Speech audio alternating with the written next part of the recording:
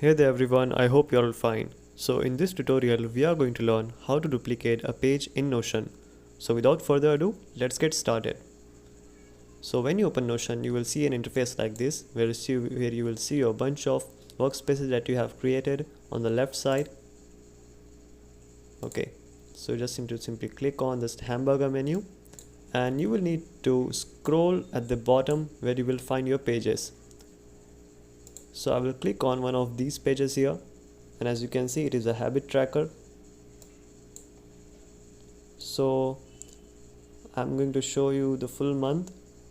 And now what if I want to duplicate this page? So how will we do this? So many people, they click on these three dots here, but you won't be able to find an option to duplicate the entire page from here.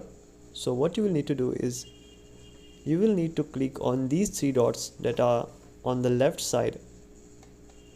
So simply click on this and simply click on duplicate. So as you can see at the bottom section, just below it, it has already duplicated the page. So that's how you can duplicate a page easily in Notion. So that's it for today guys. Hope you found the video beneficial. Feel free to ask any questions in the comment section. See you soon. Have a good day.